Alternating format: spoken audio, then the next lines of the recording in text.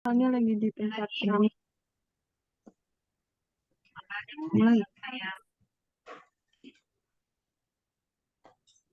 Oke, Assalamualaikum warahmatullahi wabarakatuh. Yang terhormat Ibu Ika selaku dosen mata kuliah Biokimia Nutrisi dan juga teman-teman yang memperhatikan presentasi dari kami.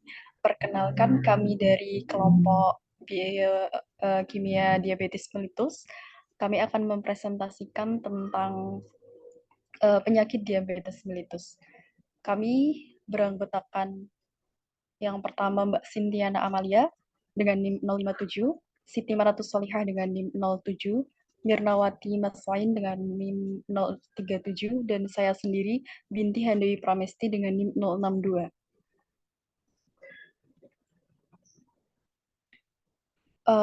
Konten yang akan kami sampaikan yaitu yang pertama, apa itu diabetes mellitus, kemudian tipe-tipe diabetes mellitus, lalu penyebab diabetes mellitus, yang keempat perubahan metabolisme pada penderita diabetes mellitus, dan yang terakhir pencegahan dan juga pengobatan diabetes mellitus. Next. Oke, langsung saja kita memasuki materi yang pertama, yakni pengertian diabetes mellitus. Nah, sebelum berbicara jauh mengenai diabetes mellitus, perlu kita ketahui dulu apa sih sebenarnya diabetes mellitus itu. Nah, diabetes mellitus itu merupakan salah satu penyakit yang ditandai dengan adanya hiperglikemia atau tingginya kadar gula dalam darah. Nah, ini juga dapat menyebabkan terjadinya gangguan metabolisme pada karbohidrat, lemak, protein, dan yang nantinya akan dihubungkan dengan eh, adanya disfungsi atau kekurangan fungsi dari insulin. Nah, diabetes mellitus ini juga termasuk salah satu penyakit yang berbahaya. Karena apa? Karena dapat menyebabkan berbagai penyakit-penyakit lainnya, seperti kerusakan jaringan dan organ, disfungsi mata, ginjal, saraf, dan juga pembuluh darah. Selain itu juga dapat berpotensi untuk merangsang terjadinya penyakit lain, memicu penyakit lain seperti jantung, sistem kardiovaskular, obesitas, katarak, dan lain sebagainya. Next. Selanjutnya, yakni ada tipe-tipe diabetes mellitus. Untuk tipe diabetes mellitus itu ada 4 kurang lebih ya teman-teman. Yang pertama ada diabetes mellitus tipe 1, diabetes mellitus tipe 2, diabetes kehamilan atau gestasional, dan yang terakhir diabetes tipe lainnya. Yang pertama yakni diabetes mellitus tipe 1 ini seperti yang bisa kita lihat di layar ya teman-teman. Diabetes tipe 1 ini disebabkan karena gagalnya pankreas atau lebih tepatnya beta pankreas dalam memproduksi insulin, sehingga glukosa yang terdapat dalam tubuh ini tidak bisa memasuki ke sel-sel, sehingga akan terjadi penimbunan dan menumpuk di luar sel. Nah, untuk tipe yang kedua ini, insulinnya dapat terproduksi dari tubuh itu sendiri. Namun, terjadi resistensi insulin oleh sel tubuh, sehingga glukosanya pun tidak bisa memasuki sel secara normal. Next. Dan yang ketiga adalah diabetes gestasional. Ini biasanya terjadi atau ini diabetes yang terjadi pada ibu hamil. Nah, untuk diabetes gestasional ini biasanya terjadi pada trimester kedua dan ketiga saat kehamilan karena hormon yang disekresi plasenta ini menghambat kerja dari insulin. Sehingga ini perlu dilakukan screening atau tes toleransi glukosa pada semua wanita hamil. di antara usia kehamilan 24 sampai 28 minggu. Nah, sekitar 30-40% dari penderita diabetes gestasional ini berkembang menjadi DM2 biasanya ya teman-teman. Nah, untuk diabetes gestasional ini juga terjadi pada 7% kehamilan dan meningkatkan risiko kematian pada ibu hamil dan juga janinnya. Jadi ini berbahaya juga bagi para ibu hamil. Seperti itu. Dan yang keempat yakni diabetes spesifik lainnya itu biasanya berhubungan dengan genetik. Genetik, penyakit pada pankreas atau gangguan hormonal yang bisa juga terjadi karena adanya penyakit lain atau pengaruh penggunaan obat seperti pengobatan HIV/AIDS atau antipsikotik antipikal gitu. Untuk dari berbagai tipe yang sudah disebutkan tadi, diabetes mellitus tipe 1 ini biasanya memiliki kadar atau persentase sekitar 10% jika dibandingkan dengan diabetes mellitus tipe 2. Jadi lebih banyak dari penderita yang mengalami diabetes mellitus tipe 2, yakni sebanyak 90%. Gitu. Next.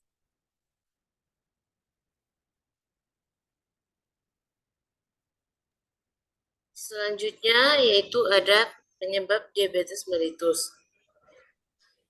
Menurut Kementerian Kesehatan tahun 2010, mencegah diabetes mellitus dapat dilakukan dengan memahami faktor risikonya. Faktor risiko ini dapat dibagi menjadi beberapa kategori, seperti faktor yang dapat diubah oleh individu, termasuk pola makan, pola aktivitas, dan manajemen stres. Di sisi lain, terdapat faktor risiko yang tidak dapat diubah seperti usia, jenis kelamin, dan riwayat keluarga seperti penderita diabetes. Faktor penyebab diabetes mellitus meliputi yang pertama yaitu ada riwayat keluarga. Faktor keturunan atau genetik berkontribusi signifikan pada diabetes. Mengatasi faktor genetik sulit, namun perubahan pola hidup dan makan dapat membantu mencegah penyakit ini.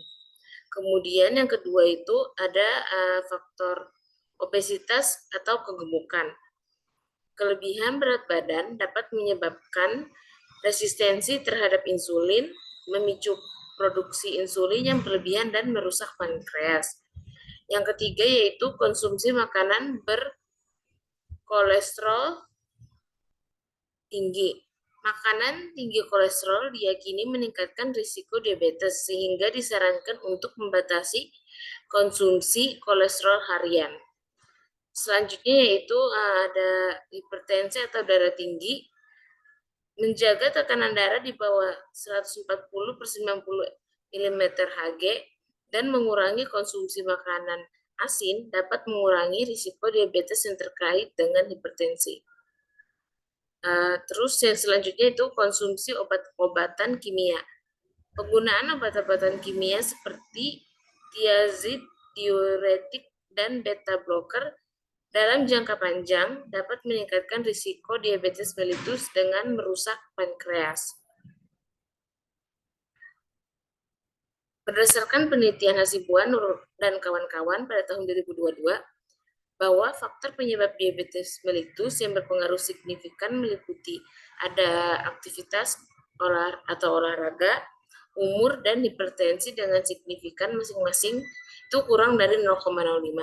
Sementara faktor penyebab yang tidak berpengaruh signifikan itu ada obesitas, yaitu dengan p-value itu sekitar 0,66,9 dan ada kolesterol sekitar nilai p-value-nya itu 0,142 pada pasien diabetes mellitus. Pada penelitian tersebut juga mencatat probabilitas pasien terkena diabetes mellitus itu sekitar 0,997. Oke, selanjutnya adalah perubahan metabolisme pada penderita diabetes mellitus. Nah, sebelum masuk ke apa perubahannya, perubahan metabolisme pada penyakit diabetes mellitus ini, eh, kita perlu tahu bahwa pada dasarnya manusia itu membutuhkan energi untuk melakukan aktivitas sehari-hari. Nah, salah satunya itu diperoleh dari makanan. Makanan itu masuk ke dalam tubuh akan dimetabolisme di dalam saluran cerna dan dibentuk salah satunya dalam bentuk glukosa. Nah, mekanisme peredaran glukosa pada orang normal itu seperti terlihat pada gambar, itu glukosa akan diserap di usus dan diedarkan ke seluruh tubuh melalui peredaran darah sampai mencapai sel tubuh kita. Nah, proses masuknya glukosa ke dalam sel ini perlu dibantu adanya insulin, sehingga metabolisme dalam sel itu dapat dilanjutkan membentuk energi. Namun, pada penderita diabetes mellitus itu, seperti yang di sebelah kanannya gambarnya, nah itu glukosa dalam darah itu tidak dapat masuk ke dalam sel karena entah itu berkurangnya kadar insulin dalam darah tersebut atau sel resisten terhadap insulin itu sendiri. Sehingga jumlah glukosa di dalam darah itu mengalami peningkatan. Next. Nah, kita tadi sudah menyinggung bahwa ada peran insulin dalam melakukan membantu glukosa itu dapat masuk ke dalam sel yang digunakan sebagai energi, seperti sel hati, sel otot, dan juga sel lemak. Next.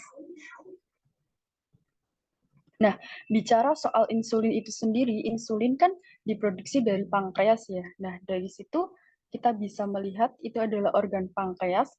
Nah, di pankreas itu jika kita perbesar itu ada yang namanya sel alfa sebagai sekresi glukagon, terus sel beta yang dia berfungsi sebagai sekresi insulin itu sendiri yang kita singgung tadi. Kemudian ada sel delta, eksoskrin, dan juga sel F. Nah, yang paling berperan signifikan dalam penyakit diabetes mellitus ini adalah di sel beta yang mensekresi insulin itu sendiri. Nah, kemudian next. Nah, di situ bisa kita lihat bahwa seperti yang telah saya jelaskan tadi ya, bahwa sel beta itu memproduksi insulin yang kemudian nanti akan membuat glukosa itu agar masuk ke dalam sel-sel tubuh kita. Nah, di samping itu ada gambar bahwa penyakit diabetes mellitus ini perubahan metabolismenya adalah pada diabetes mellitus tipe 1 itu bisa dilihat ya teman-teman bahwa insulin itu tidak bisa masuk ke dalam sel karena terganggu oleh autoimun yang menyebabkan adanya antibodi yang bereaksi dengan jaringan normal yang dianggap sebagai jaringan asing, sehingga sel beta ini terganggu dalam menghasilkan insulin, sehingga insulin tidak dapat ditransformasikan ke seluruh jaringan tubuh. Nah, karena insulin tidak bisa menghasilkan insulin tadi, ya tidak bisa transformasikan ke dalam seluruh tubuh, sehingga kadar glukosa dalam darah itu meningkat. Nah, mekanismenya bagaimana, yaitu pada tipe diabetes mellitus 1 ini, penghancuran sel beta pankreas penghasil insulin itu oleh proses autoimun spesifik sel beta, terus beta antigen sel, makrofag, sel dendritik, limfosit B, dan limfosit T itu akan terlibat dalam patogenesis kerusakan sel dan diproses dan disajikan ke sel T, kemudian oleh sel penguji antigen. Kemudian makrofag dan sel dendritik adalah jenis sel pertama yang menyusup dalam pulau pankreas tadi. Kemudian ada sel T CD4+, itu akan beredar dalam darah dan organ limfoid, termasuk kelenjar getah bening pankreas, yang dapat mengenali kompleks histokompatibilitas, utama dalam peptida sel B sel beta yang disajikan oleh sel dendritik dan juga makrofag di pulau pankreas tadi. Kemudian sel TCD4 plus ini dapat diaktifkan oleh interleukin yang dilepaskan dari makrofag.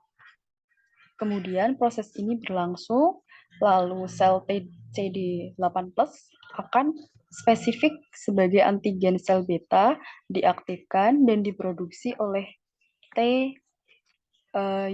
sel T yang diaktifkan oleh sel TCD4 plus tadi dan berdiferensiasi menjadi sel T sitotoksik dan direkrut ke pulau pankreas tadi. Kemudian sitotoksik beta itu bertindak sebagai yang menghancurkan sel beta sehingga menghasilkan diabetes tipe 1 autoimun. Kemudian di next saja. Kemudian ya itu dapat dilihat kalau yang tipe diabetes mellitus tipe 2 itu karena terjadinya resistensi insulin tadi ya yang disertai dengan reaksi intrasel. Sehingga insulin itu tidak efektif untuk melakukan stimulasi pengambilan glukosa oleh jaringan. Nah, glukosa dalam darah tadi tidak bisa masuk ke sel sehingga terjadilah peningkatan kadar glukosa dalam darah atau hiperglikemia. Di situ dapat dilihat perbedaan antara diabetes tipe 1 dan juga tipe 2. Nah, resistensi insulin dalam diabetes tipe 2 ini juga dapat terjadi pada area penimbunan lemak yang menyebabkan penurunan fungsi sel beta di pankreas yang menghasilkan insulin tadi dan juga sensitivitas jaringan atau sel terhadap insulin sehingga terjadi penghambatan kerja insulin di jaringan tubuh dan otot. Kemudian glukosa tidak dapat dibawa ke dalam sel hingga menumpuk di pembuluh darah. Dari tadi sehingga kita berbicara tentang glukosa yang tidak bisa masuk ke sel. Nah, glukosa itu kan termasuk dari hasil metabolisme. Nah, itu juga berperan penting dalam metabolisme lain seperti karbohidrat ya tentu nanti akan berimbas kepada metabolisme lemak dan juga protein dan seterusnya. Seperti itu. Next.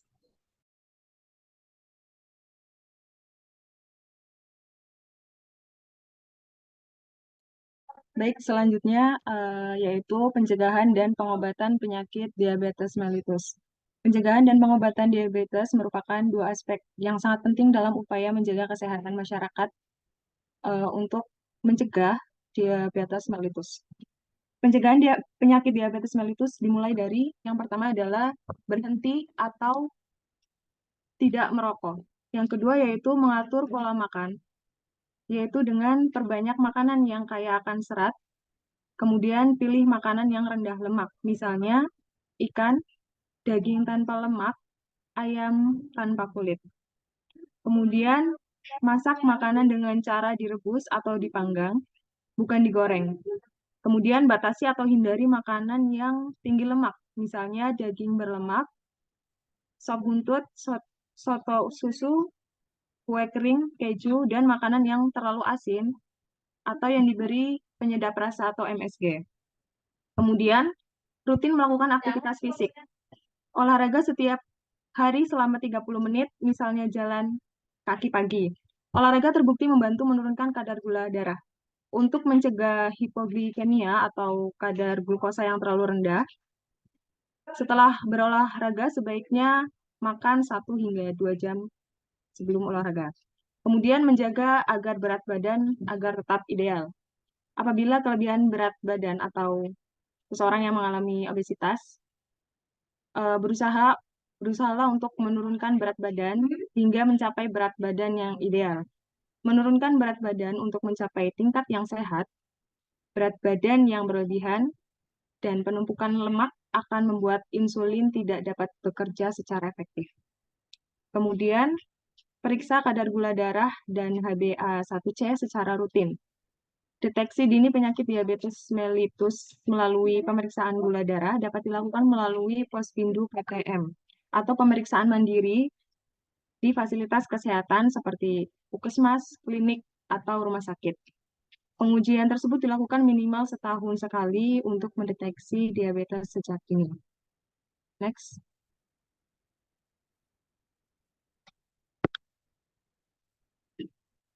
Next slide.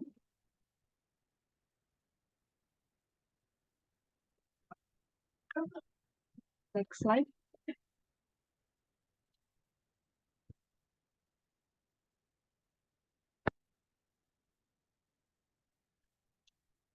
Kemudian ada pengobatan.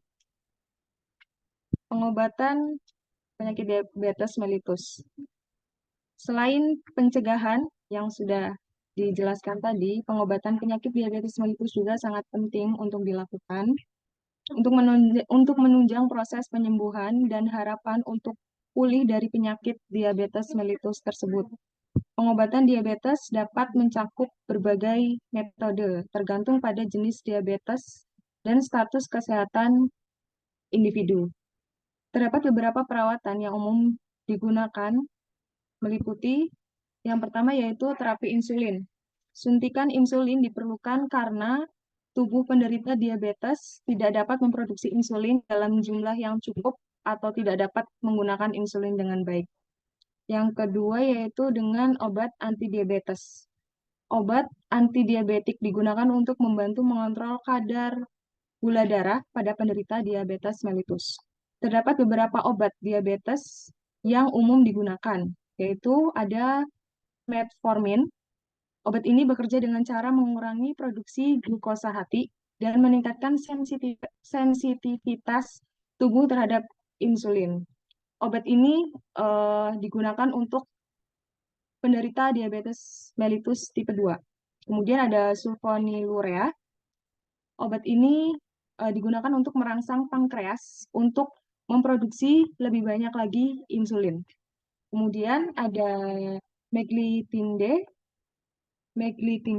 Obat ini merangsang pankreas untuk memproduksi insulin setelah penderita makan. Selain itu, pengobatan juga bisa dibarengi dengan pencegahan, yaitu dengan mengatur pola makan, serta olahraga. Olahraga juga sangat penting dalam mengendalikan diabetes, entah itu pencegahan ataupun pengobatan. Terdapat beberapa jenis olahraga yang dianjurkan bagi penderita diabetes mellitus, yaitu ada jalan cepat. Olahraga ini dapat membantu meningkatkan sensitivitas tubuh terhadap insulin dan mengontrol kadar gula dalam darah. Kemudian terdapat olahraga yang dirancang khusus untuk penderita diabetes. Adapun latihan ini dapat membantu meningkatkan sensitivitas tubuh terhadap insulin dan mengontrol kadar gula darah. Olahraga yang lainnya seperti yoga, bersepeda, berenang, dan angkat beban. Kemudian yang terakhir yaitu pemantauan kadar gula darah secara teratur. Terdapat beberapa cara yang disarankan untuk memantau kadar gula darah bagi penderita diabetes. Yang pertama yaitu memeriksa kadar gula darah secara mandiri dengan menggunakan alat yang diberikan oleh dokter atau perawat. Kemudian konsultasi langsung ke dokter dan perawat. Kemudian yang terakhir adalah pengendalian optimal.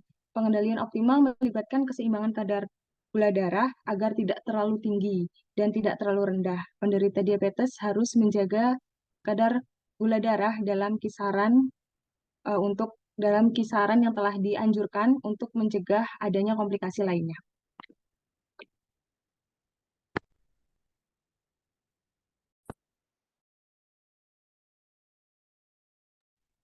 Ya, demikian tadi presentasi dari kelompok kami, kelompok penyakit diabetes mellitus. Nah, terima kasih atas perhatiannya. Wassalamualaikum warahmatullahi wabarakatuh.